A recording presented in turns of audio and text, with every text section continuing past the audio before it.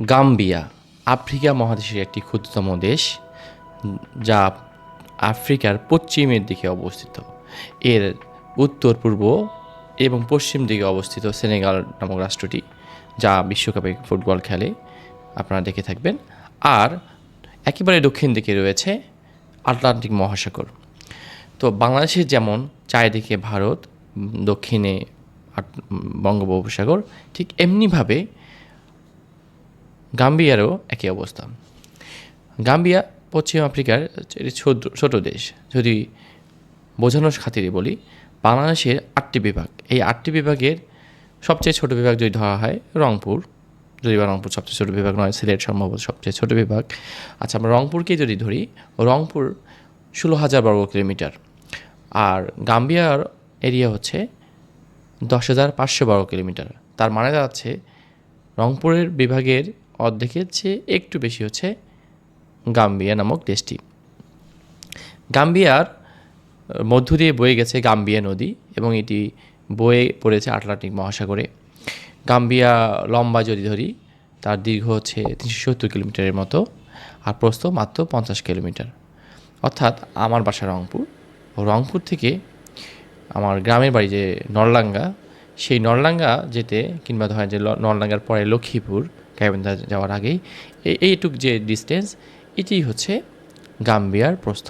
তাহলে গাম্বিয়া কত ছোট দেশ।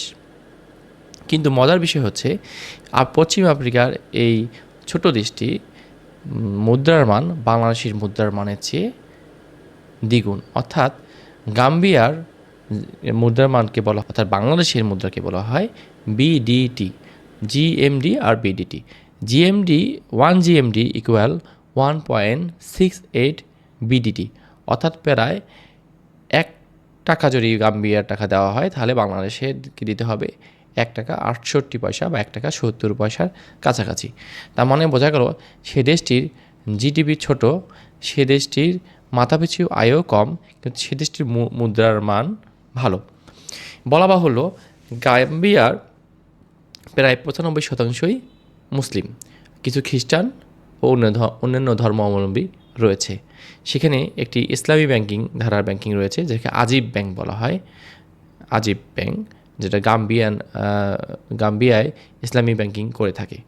এবং সে দেশের যে ইসলামী ব্যাংকিং সিস্টেম আছে, তাদের যে 24 আওয়ার্স যে সার্ভিস দেয়, সেখানে আমি কথা বলেছিলাম এবং কথা বলে ভালো লেগেছে। এবং বাংলাদেশের যে ইসলামী ব্যাংকিং সিস্টেম, সেটা তারা শুনে বেশ আবেগ আপ্লুত হয়েছিল।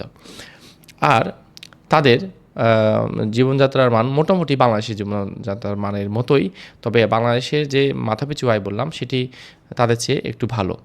এবং তাদের মুদ্রার মানের চেয়ে বাংলাদেশের মুদ্রার মান যদিও বা দুর্বল, কিন্তু মুদ্রা পাওয়ার দিক থেকে বাংলাদেশের মানুষ তুলনামূলকভাবে এগিয়ে আছে।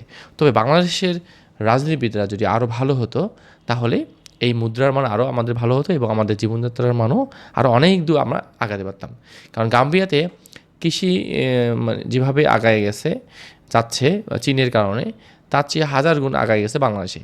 কিন্তু অসাধু চক্র, মধ্যবর্তী যারা ইনকাম করে, এবং অসাধু রাজনীতিবিদ, এদের কারণে বাংলাদেশটা বেশ পিছিয়ে গেছে। আজকে আমরা জেনে নেব গাম্বিয়ার আরও নাবালা ভুটান দেশ, এবং সেখানে চীনাবাদাম উৎপাদন হয় এবং চীনের অনেক নাগরিক সেখানে গিয়ে এই কৃষিখাতে বেশ অবদান রাখছে।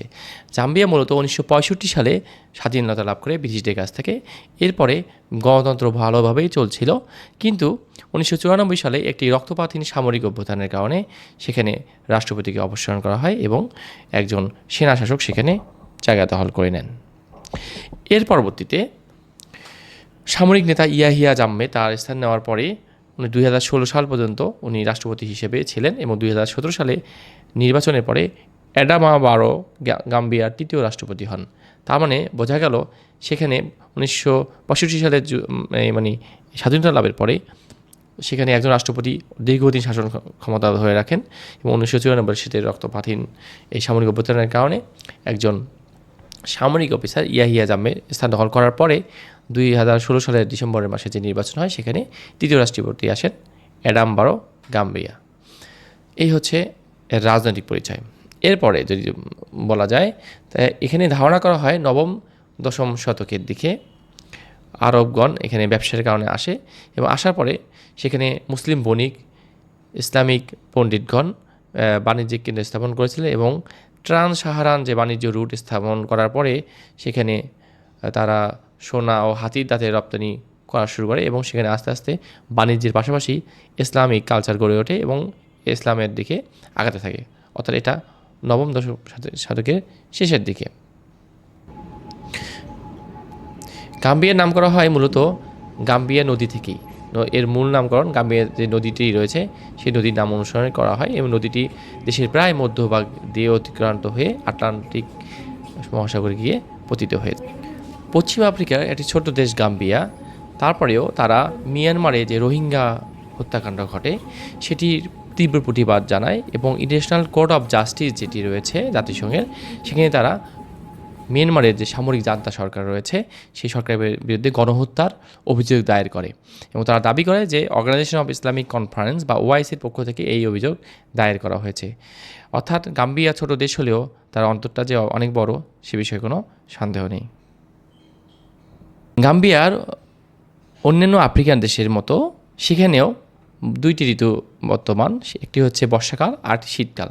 সাধারণত অক্টোবরের পর থেকে তাদের শীত শুরু হয় এবং মার্চ এপ্রিলের পর থেকে তাদের থেকে বর্ষাকাল শুরু হয়। এখানে প্রায় বছরের অর্ধেক বৃষ্টিপাত ঘটে এবং সেখানে যার কারণে কৃষি জমির জন্য খুবই ভালো এবং সেখানে কৃষি পণ্য উৎপাদন হওয়া সম্ভব। বিশেষ করে চীনাবাদাম তারা উৎপাদন করে এবং রপ্তানি করে বেশ সফলতা পেয়েছে। এর পাশাপাশি আটলান্টিক মহাসাগরের পাশে হওয়াতে সেখানে সারা বছরে অনেক পর্যটক আসে এবং এই পর্যটন শিল্প থেকে তাদের একটা বড় অংশ ইনকাম হয়।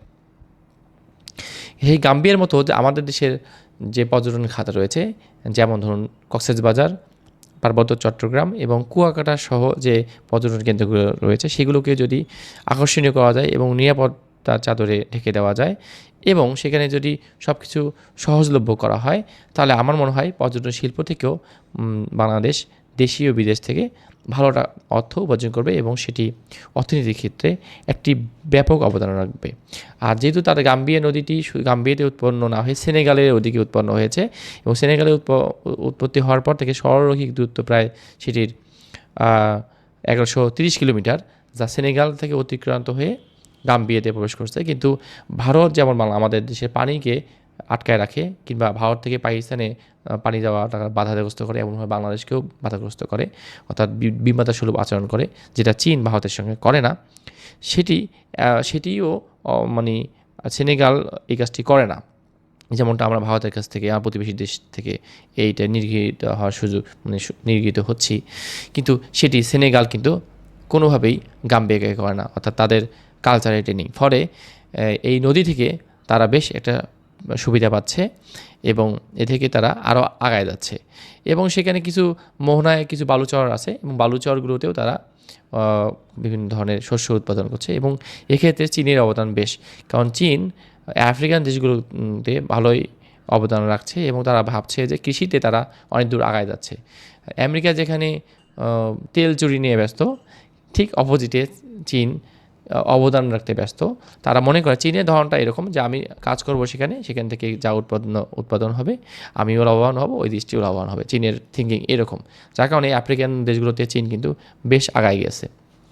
তো আমার মনে হয় আমাদের পার্শ্ববর্তী দেশ যে দেশগুলো আছে তারা যদি নিজেদেরকে আমাদের সঙ্গে কম্পিটিটর না ভেবে আমাদেরকে কোলাবোরেট করে, আমরা একে অপরকে সহযোগিতা করি সত্যিকার অর্থে, হিংসা না ছড়িয়ে, তাহলে আমার মনে হয় প্রত্যেকটি দেশেই দক্ষিণ এশিয়ার সফলতা লাভ করা সম্ভব। এবং এক্ষেত্রে সার্ককে যদি আমি এর আগেও বলেছিলাম যদি এগিয়ে নেওয়া যায় তাহলে আমার মনে হয় ভালো করতে পারবে, কারণ গাম্বিয়া রংপুর বিভাগের অর্ধেক হওয়া সত্ত্বেও সেটি কিন্তু অনেক দূর আগায় গেছে।